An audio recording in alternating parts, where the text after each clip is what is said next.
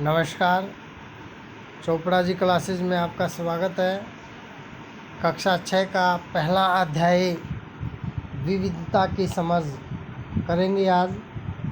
पुस्तक रहेगी हमारी राजनीतिक विज्ञान कक्षा 6 की। तो आइए शुरू करते हैं। अपनी कक्षा में चारों तरफ नज़र दौड़ाइए। क्या कोई ऐसी साथी है जो बिल्कुल आपकी तरह दिखती हो? इस पाठ में आप पढ़ेंगे कि लोग एक दूसरे से कई मामलों में भिन्न भिन्न होते हैं। वे न केवल अलग दिखते हैं बल्कि वे अलग अलग क्षेत्रों से भी आते हैं। उनके धर्म, रहन सहन, खान पान, भाषा, त्यौहार आदि भी भिन्न भिन्न होते हैं। ये भिन्नताएं हमारे जीवन को कई तरह से रोचक एवं समृद्ध बनाती हैं। या अपने अपनी कक्षा में चारों तरफ नज़र दौड़ाएंगे तो पता चलेगा कि भाई ऐसा कोई भी आपका ऐसा साथी नहीं होगा जो बिल्कुल आपकी तरह ही दिखता होगा। इस पाठ में आप पढ़ेंगे कि वे लोग एक दूसरे से कई मामलों में अलग अलग हैं ही नहीं बल्कि वे अलग अलग दिखते भी हैं, बल्कि वे अलग अलग क्षेत्रों से भी आते हैं। उनके धर्म है, रहन सहन है, खान पान है, भाषा है, त्यौहार है, वो भी अलग अलग हैं। ये भिन्नताएं हमारे जीवन को कई तरह से रोचक, रुचिकर और समृद्ध बनाती हैं। इन भिन्नताओं के कारण ही भारत में विविधता है। विविधता या अनेकता हमारे जीवन को किस तरह बेहतर बनाती है? भारत इतनी विविधताओं वाला देश कैसे बना? क्या सभी तरह की विभिन्नताएं विविधता का ही भाग होता है? चलिए कुछ उत्तर पाने के लिए हम इस पाठ को पढ़ते हैं। तो इन विभिन्नताओं के कारण ही भारत में विविधता है, ठीक है।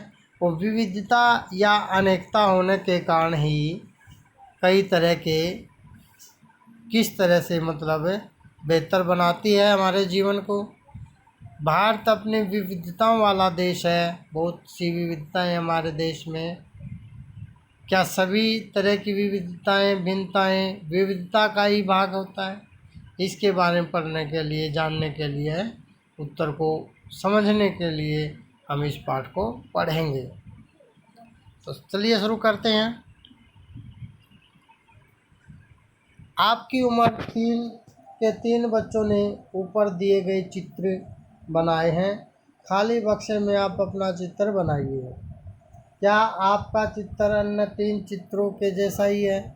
हो सकता है कि आपका चित्र इन तीनों से बहुत भिन्न हो, जैसे कि ये तीनों चित्र भी आपस में एक दूसरे से नहीं मिलते हैं। ऐसा इसलिए है कि सबका चित्रकारी करने का अपना अपना एक तरीका होता है। जिस तरह हमारी चित्रकारी में भिन्नता है उसी तरह हमारे रूप, रंग, खान पान आदि में भी भिन्नता है।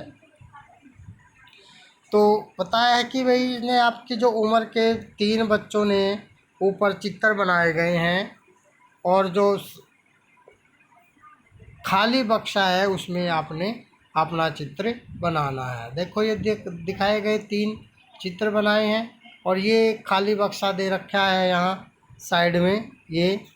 तो इसमें हम अपना चित्र बना सकते हैं, ठीक है। और क्या आपका चित्र इन चित्रों के जैसा ही होगा? जो चित्र हम इसमें बनाएंगे वो चित्र क्या इनके जैसा ही होगा? हो सकता है आपका चित्र इन चित्रों से बहुत भिन्न हो, बहुत अलग हो। जैसा कि ये तीनों चित्र भी आपस में एक दूसरे से नहीं मिलते, ये भी तीनों अलग अलग हैं। उसी तरह आपका चित्र भी अलग हो सकता है। ऐसा इसलिए कि हम सबका चित्रकारी करने का अपना अपना एक तरीका होता है। जिस तरह हमारी चित्रकारी में भिन्नता है उसी तरह हमारे रूप, रंग, खान पान आदि में भी भिन्नता है। आगे चलते हैं। एक बार इसको पढ़ेंगे। अपने बारे में निम्नलिखित जानकारी दीजिए। बाहर जाते समय मैं खालिस्तान पहनना पसंद करती हूँ या करता हूँ। तो बता सकते हैं आप पैंट शर्ट पहनना पसंद करेंगे लड़की है तो सूट सलवार पहनना पसंद करेगी या पैंट शर्ट, जो भी है। मैं घर में खालिस्तान में बात करता हूँ, तो इसमें बता सकते हैं आप कैसे बात कर सकते हैं। मेरा पसंदीदा खेल, आपका जो भी खेल है, क्रिकेट है, फुटबॉल है, वॉलीबॉल है, जो भी खेल है आपका वो बता सकते हैं। मुझे खालिस्तान के बारे में किताबें पढ़ना पसंद है। इसके बारे में किताबें पढ़ना, डॉक्टर भीमराव अंबेडकर के बारे में, सुभाष चंद्र बोस के बारे में, या और दूसरे डॉक्टर राजेंद्र प्रसाद हमारे भारत के प्रथम राष्ट्रपति थे, उनके बारे में हम पुस्तकें पढ़ना पसंद करते हैं। या किसके बारे में, या खेलों के बारे में पढ़ना पसंद करते हैं, जो भी वो अपनी रुचि के अनुसार बता देना है। नेक्स्ट चलते हैं। अपनी अध्यापिका या अध्यापक जो भी हैं आपकी कक्षा 6 के, उसकी सहायता से यह पता कीजिए कि आप में कितनी साथियों के जवाब एक जैसे हैं। क्या कक्षा में कोई ऐसी साथी भी है जिसकी सूची आपकी सूची से हूबहू मिलती है? शायद नहीं हो। हालांकि ऐसा होगा कि कई साथियों के कुछ जवाब आपके जवाबों से मिलते जुलते होंगे। कितने साथियों को आपके जैसी किताब पढ़ना पसंद है? आपकी कक्षा के विद्यार्थी कुल मिलाकर कितनी भाषाएं बोलते हैं? इन से अब तक आपको यह अंदाज़ा हो गया होगा कि कई मामलों में आप अपने साथियों की तरह हैं और कई मामलों में आप उनसे बिल्कुल अलग हैं। तो आप अपने अध्यापक से पता कर सकते हैं कि भी आप में से कितने साथियों के जवाब एक जैसे होंगे। जो अभी ऊपर प्रश्न पूछे गए हैं, इन प्रश्नों में से तो किन बच्चों के जवाब एक जैसे होंगे? क्या कक्षा में कोई ऐसा साथी भी होगा जिनकी सूची हूबहू आपसे मिलती हुई होगी? शायद नहीं। हालांकि ऐसा होगा कि कई साथियों के कुछ जवाब आपके जवाबों से मिलते जुलते हो सकते हैं, लेकिन कुछ साथियों को आपके जैसी किताब पढ़ना भी पसंद होगा। बिल्कुल हो सकता है। आपके कक्षा के जो विद्यार्थी हैं कुल मिलाकर कितनी भाषाएं बोलते हैं, इन बातों का ही पता करना है। इनसे आपको यह अंदाज़ा हो जाएगा कि कई मामलों में आप अपने साथियों की तरह ही और कई मामलों में आप उनसे बिल्कुल अलग भी हो सकते हैं। दोस्ती करना, क्या ऐसे इंसान से दोस्ती करना आपके लिए आसान होगा जो आपसे बहुत भिन्न है? नीचे दी गई कहानी पढ़ें और इस बारे में सोचें। बताया कि भाई क्या ऐसे इंसान से दोस्ती करना आपके लिए आसान हो सकता है, सही हो सकता है, जो आपसे बिल्कुल अलग हो। नीचे कहानी दे रखी है और उसके बारे में हम पढ़ेंगे और फिर उसके बारे में सोचेंगे। तो शुरू करते हैं कहानी। मैंने इसे एक मजाक की तरह लिया, मजाक जो कि फटे पुराने कपड़े पहने उस छोटे से लड़के के लिए था जो जनपद के भीड़ भाड़ वाले चौराहे की लाल बत्ती पर अखबार बेचता था। जब मैं वहाँ से साइकिल से गुजरता, वह अंग्रेजी का अखबार हाथ में लहराते हुए मेरे पीछे भागता और उस दिन की सुर्खियों को हिंदी अंग्रेजी के मिले जुले शब्दों में चिल्लाकर सुनाता था। इस बार पटरी के सहारे रुका और मैंने उससे हिंदी का अखबार मांगा। उसका मुंह खुला का खुला रह गया। उसने पूछा, मतलब आपको हिंदी आती है? बिल्कुल, मैंने अखबार के पैसे देते हुए कहा। तो बताया कि भाई कहानी शुरू करते हैं कैसे कि भाई मैंने इसे एक मजाक में लिया। कोई व्यक्ति है वो बोल रहा है कि मैंने इसे मजाक में लिया। मजाक जो कि एक फटे पुराने कपड़े पहने उस छोटे से लड़के के लिए था। फटे पुराने कपड़े पहने हुए था वो लड़का, उसके बारे में मैंने मजाक किया था। और जो जनपथ के भीड़ भाड़ वाले चौराहे की जो लाल बत्ती है वहाँ पर अखबार बेचने का काम करता था। मैं जब भी वहाँ से साइकिल से गुजरता वह साइकिल का अखबार हाथ में लहराते हुए मेरे पीछे भागता। कहता है वो व्यक्ति कि जब भी मैं वहाँ से गुजरता साइकिल लेकर के अपनी, तो वह अंग्रेजी का अखबार हाथ में लहराते हुए मेरे पीछे भागता और उस दिन की सुर्खियों को हिंदी अंग्रेजी के मिले जुले शब्दों में चिल्लाकर सुनाता रहता था। इस बार मैं पटरी के सहारे रुका था। तब वो मुझसे मिला तो उस समय की बात है वो कि मैं पटरी के सहारे रुका हुआ था और मैंने उनसे हिंदी का अखबार मांग लिया। उसका मुंह खुला का खुला रह गया। उन्हें पूछा, मतलब आपको हिंदी आती है? बिल्कुल, मैंने अखबार के पैसे देते हुए उसको कहा। क्यों, तुमने क्या सोचा? वह रुका। पर आप लगते तो बड़े अंग्रेज हैं। वह बोला, मतलब कि आप हिंदी भी पढ़ सकते हैं। कहने लगा, क्यों, तुमने क्या सोचा मुझे हिंदी नहीं आती? वह रुक गया लड़का। पर आप लगते तो बड़े अंग्रेज हो। तो लड़का कहने लगा कि आप लगते तो अंग्रेज हो, मतलब कि आप हिंदी भी पढ़ सकते हैं। हाँ, बिल्कुल पढ़ सकता हूँ। इस बार मैं थोड़ा अधीर होते हुए बोला, मैं हिंदी बोल सकता हूँ, पढ़ सकता हूँ और लिख भी सकता हूँ। मैंने स्कूल में दूसरे सब्जेक्ट के साथ हिंदी पढ़ी है। तो वो व्यक्ति कहने लगा, हाँ बिल्कुल पढ़ सकता हूँ। इस बार थोड़ा अधीर होते हुए बोला कि भाई मैं हिंदी बोल सकता हूँ, पढ़ भी सकता हूँ और लिख भी सकता हूँ। मैंने स्कूल में जो सब्जेक्ट पढ़े हैं उन सब्जेक्ट के साथ विषयों के साथ मैंने हिंदी भी पढ़ी है। सब्जेक्ट, उसने पूछा। अब जो कभी स्कूल नहीं गया उसको मैं क्या समझाता कि सब्जेक्ट क्या होता है? वह कुछ होता है। मैंने शुरू किया ही था कि बत्ती हरी हो गई और मेरे पीछे पीछे गाड़ियों के हॉर्न का शोर 100 गुना बढ़ गया। मैंने भी अपने आप को ट्रैफिक के साथ आगे बढ़ने दिया। कहने लगा कि सब्जेक्ट। वो लड़का पूछता कि सब्जेक्ट। अब तो जो कभी स्कूल ही नहीं गया तो वो क्या समझता, उसे क्या समझाता? तो आदमी कहता है कि अब अगर कोई बच्चा लड़का स्कूल ही नहीं गया तो उसको मैं क्या समझाता कि भाई सब्जेक्ट क्या होता है? वह कुछ होता है। कहने लगा कि वो कुछ होता है। मैंने शुरू ही किया था कि हरी बत्ती हो गई और मेरे पीछे जो गाड़ी की जो लाइन लगी हुई थी उन्होंने हॉर्न देना शुरू कर दिया और हॉर्न का जो शोर था वो 100 गुना बढ़ गया और मैंने भी अपने आप को ट्रैफिक के साथ आगे बढ़ने दिया। अगले दिन मैं फिर से वहाँ पर था। वह मुस्कुरा रहा था और मेरी तरफ हिंदी का अखबार बढ़ाते हुए उसने कहा, भैया आपका अखबार, आप बताइए ये सब्जेक्ट क्या चीज़ है? अंग्रेजी का यह शब्द उसकी ज़ुबान पर अजीब सा लग रहा था।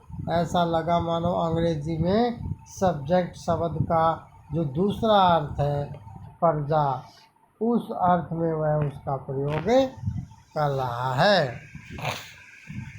तो अगला दिन फिर निकलता है, वो फिर से वहीं आ जाता है और वह मुस्कुरा रहा था और मेरी तरफ हिंदी का अखबार बढ़ाते हुए उसने कहा कि भैया आपका अखबार, अब बताइए कि सब्जेक्ट क्या चीज़ होती है?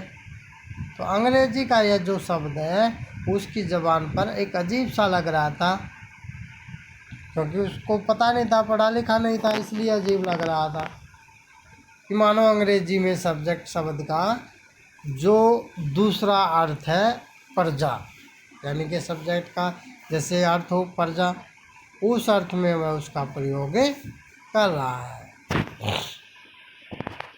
ओह, यह कुछ पढ़ाई लिखाई से संबंधित है, मैंने कहा। उसके बाद चूँकि बत्ती लाल हो गई थी सो मैंने पूछा, तुम कभी स्कूल गए हो? कभी नहीं, उसने जवाब दिया। फिर बात बढ़ाते हुए उसने गर्व से कहा, मैं जब इतना ऊंचा था तब से मैंने काम करना शुरू कर दिया था। उसने मेरी साइकिल की गद्दी के बराबर अपने आप को नापा। पहले मेरी माँ के साथ आती थी, लेकिन अब मैं अकेले ही कर लेता हूँ। ये कहता है कि भाई ओह, यह कुछ पढ़ाई लिखाई से संबंधित है। मैंने कहा कि भाई कुछ पढ़ाई लिखाई से संबंधित है सब्जेक्ट। तो उसके बाद चूँकि बत्ती लाल हो गई, सो मैंने उनसे पूछ लिया कि तुम कभी स्कूल गए हो भाई? तो लड़का कहने लगा, कभी नहीं। उसने जवाब दिया लड़के ने कि भाई मैं कभी स्कूल नहीं गया। फिर बात बढ़ाते हुए उसने गर्व से कहा कि मैं जब इतना ऊंचा था तब से मैंने ये काम करना शुरू कर दिया था। उन्होंने कहा कि मेरी साइकिल की गद्दी के बराबर अपने आप को नापा था, क्योंकि भाई मेरी जो साइकिल की गद्दी है, तो उसने बताया कि भाई मैं इतना ऊंचा था तब मैंने ये काम शुरू किया था। और कहने लगा कि पहले मेरी माँ के साथ मैं ये आता था और ये काम करता था, लेकिन अब अकेले में ही मैं कर लेता हूँ। अभी तुम्हारी माँ कहाँ है? मैंने पूछा। पर तब तक बत्ती हरी हो गई और मैं चल पड़ा। मैंने उसे अपने पीछे कहीं से चिल्लाते हुए सुना, वह मेरठ में है, और उसके साथ बाकी ट्रैफिक के शोरगुल में डूब गया। तो अभी माँ कहाँ है? मैंने उससे पूछा कि भाई अभी तुम्हारी माँ कहाँ है? पर तब बत्ती हरी हो गई थी और मैं चल पड़ा। मैंने उसे अपने पीछे से चिल्लाते हुए सुना कि वह मेरठ में है और उसके साथ। आगे क्या कहा वो सारा बाकी जो कुछ भी कहा उसने, वो ट्रैफिक के शोर में गुम गया, डूब गया, सुनाई नहीं दिया। मेरा नाम समीर है, उसने अगले दिन कहा, बड़े शर्माते हुए नाम पूछा। आपका नाम? कि भाई मेरा नाम समीर है। अगले दिन पूछता है कि मेरा नाम समीर है, और बड़े शर्माते हुए उसने मेरा भी नाम पूछ लिया कि आपका नाम क्या है। यह तो बड़े आश्चर्य की बात थी। मेरी साइकिल डगमगाई, मेरा नाम भी समीर है। मैंने बताया। क्या? आपकी आंखें एकदम से चमक उठी। हाँ, मैंने मुस्कुराते हुए कहा, तुम्हें पता है समीर का अर्थ है हवा, पवन, और पवन पुत्र को न जानते हो न हनुमान। कहने लगा कि यह तो बड़े आश्चर्य की बात थी। मेरी साइकिल डगमगा गई, मेरा नाम भी समीर है। मैंने उसको बताया। क्या? उसकी आंखें एकदम से चमक उठी। हाँ, मैंने मुस्कुराते हुए कहा, तुम्हें पता है कि समीर का क्या अर्थ होता है? समीर का अर्थ होता है हवा, पवन, और पवन पुत्र को न जानते हो ना, हनुमान, पवन पुत्र। तो अब आप समीर एक और मैं समीर दो। कहने लगा कि अब से आप समीर एक और मैं समीर दो। उसने खूब खुश होते हुए कहा, हाँ ठीक है। मैंने जवाब दिया और अपना हाथ आगे बढ़ाया। हाथ मिलाओ समीर दो। तो उसने खूब खुश हुआ भाई, खुश होते हुए कहा कि हाँ ठीक है। और मैंने जवाब दिया और अपना हाथ उसकी तरफ आगे बढ़ा दिया कि हाथ मिलाओ समीर, अपना हाथ दो। उसका छोटा सा हाथ मेरे हाथ में एक नन्ही चिड़िया की तरह समा गया। मैं साइकिल चलाकर आगे बढ़ चल चुका था, पर उसके हाथ की गर्माहट अब तक महसूस कर रहा था। वो कहने लगा कि उसका जो छोटा सा हाथ था मेरे हाथ में ऐसा लगा जैसे कोई नन्ही सी चिड़िया समा गई हो। साइकिल चलाकर आगे बढ़ चुका था, पर उसके हाथ की जो गर्माहट थी वो अब भी उसको महसूस हो रही थी। अगले दिन उसके चेहरे पर उसकी चिपचिपाहट नहीं, चीर परिचित। अगले दिन उसके चेहरे पर उसकी चीर परिचित मुस्कान नहीं थी। मेरठ में बड़ी गड़बड़ हो गई थी। उसने कहा, वहाँ दंगों में बहुत सारे लोग मारे गए हैं। मैंने मुख्य अखबार की सुर्खियों की तरफ देखा, बड़े बड़े अक्षरों में लिखा था सांप्रदायिक दंगे। लेकिन समीर, मैंने शुरू किया ही था। मैं मुस्लिम समीर हूँ। वह बोल पड़ा। और मेरे सभी लोग मेरठ में हैं। उनकी आंखें भर आई जब मैंने उसके कंधे पर हाथ रखा तो उसने नज़र कंधे पर हाथ रखा तो उसने नज़र ऊपर नहीं उठाई। तो अगला दिन जब आता है तो उसके चेहरे पर जो चिर परिचित जो मुस्कान थी, जानी पहचानी, वो मेरठ में बड़ी गड़बड़ हो गई। कहने लगा कि मेरठ में बहुत बड़ी गड़बड़ हो गई है। वहाँ दंगों में लोग मारे गए हैं, बहुत से लोग मारे गए। और मैंने मुख्य अखबार की जो सुर्खियाँ हैं उसकी तरफ देखा, बड़े बड़े अक्षरों में लिखा था सांप्रदायिक दंगे। लेकिन समीर, मैंने शुरू ही किया था कि मैं मुस्लिम हूँ, समीर हूँ। वह बोल पड़ा। वो कहने लगा कि मैं मुस्लिम समीर हूँ और मेरे सभी लोग मेरठ में हैं। उसकी आंखें भर जाती हैं, आंखों में पानी आ जाता है। जब मैंने उसके कंधे पर हाथ रखा तो उसने नज़र ऊपर नहीं उठाई। समीर एक और समीर एक और समीर दो में कोई 3 अंतर लिखिए। क्या ये अंतर उन्हें दोस्त बनने से रोक पाए, ये बताना है। अगले पेज पे चलते हैं। अगले दिन वह चौराहे पर नहीं था। न उसके अगले दिन वह दिखा और न ही आगे फिर कभी। अंग्रेजी या हिंदी का कोई अखबार मुझे नहीं बता सकता था कि मेरा समीर 2 आखिर कहाँ गया। तो अगले दिन फिर वही उसी चौराहे पर वो आता है तो उसको समीर चौराहे पर दिखाई नहीं दिया।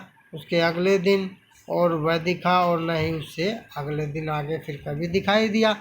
अंग्रेजी या हिंदी का अखबार जो मुझे नहीं बता सकता था कि मेरा समीर 2 आखिर कहाँ चला गया है। उससे आगे चलते हैं। जहाँ समीर 1 को अंग्रेजी ज़्यादा अच्छी आती है और समीर 2 हिंदी बोलता है। हालांकि दोनों की भाषाएं अलग अलग है, फिर भी दोनों एक दूसरे से बात कर पाए। उन्होंने इसके लिए प्रयास किया क्योंकि उनके लिए बात करना महत्वपूर्ण था। समीर 1 और समीर 2 की धार्मिक सांस्कृतिक पृष्ठभूमियाँ भी अलग अलग हैं। जहाँ समीर एक हिंदू है वहीं समीर 2 मुसलमान है। दोनों में दोस्ती हुई क्योंकि दोनों दोस्ती करना चाहते थे। खान पान, पहनावा, धर्म, भाषा आदि की ये भिन्नताएं विविधता के पहलू हैं। कभी जहाँ समीर 1 को अंग्रेजी ज़्यादा आती है तो वहीं समीर 2 है वो हिंदी बोलता है। और दोनों की जो भाषाएं हैं वो भी अलग अलग है, फिर भी उन दोनों एक दूसरे से बातचीतें कर पाए। उन्होंने इसके लिए प्रयास किया, कोशिश की, क्योंकि उनके लिए बात करना ज़रूरी था, महत्वपूर्ण था। समीर 1 और समीर 2 की धार्मिक सांस्कृतिक पृष्ठभूमियाँ थी वो भी अलग अलग थी। उसका धर्म अलग था, समीर 2 का धर्म अलग था। जहाँ समीर एक हिंदू है वहाँ समीर 2 मुसलमान है। दोनों में दोस्ती हुई क्योंकि दोनों दोस्ती करना चाहते थे। खान पान, पहनावा, धर्म, भाषा आदि सभी विभिन्नताएं विविधता का पहलू है। आगे है, अपनी विविध धार्मिक और सांस्कृतिक पृष्ठभूमियों के अलावा समीर 1 और समीर 2 कई मामलों में एक दूसरे से अलग थे। तो जो विविध धार्मिक और सांस्कृतिक जो पृष्ठभूमियाँ थी, उनके अलावा समीर एक और समीर दो कई अन्य मामलों में एक दूसरे से भिन्न है। एक बार इसको देख लें, बॉक्स वाले को क्या है कि उन त्योहारों की सूची बनाइए जो हो सकता है कि समीर एक और समीर दो मनाते हो। ठीक है भाई, समीर एक और समीर दो कि भाई वो त्यौहार जैसे 15 अगस्त है, 26 जनवरी है, दोनों के लिए समान है। ठीक है, ये लिख देना हमने।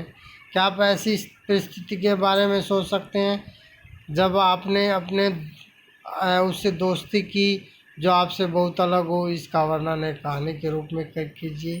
तो ठीक है, उसका वर्णन एक कहानी के रूप में करना है। आगे चलते हैं। उदाहरण के लिए समीर एक ने स्कूल में पढ़ाई की थी जबकि समीर दो अखबार बेचता था। उदाहरण बताया है कि भाई ये जो समीर एक है उसने तो स्कूल में पढ़ाई की थी और जो समीर दो है वो अखबार बेचता था। समीर दो स्कूल जाने का मौका मिला ही नहीं, समीर दो को स्कूल जाने का मौका मिला ही नहीं। आपने संभव अपने इलाके में ऐसे कई लोगों को देखा होगा जो गरीब हैं और जिनकी भोजन, घर और कपड़े की ज़रूरतें भी पूरी नहीं हो पाती। यह फ़र्क उस फ़र्क से अलग है जिसके बारे में हमने पहले पढ़ा है।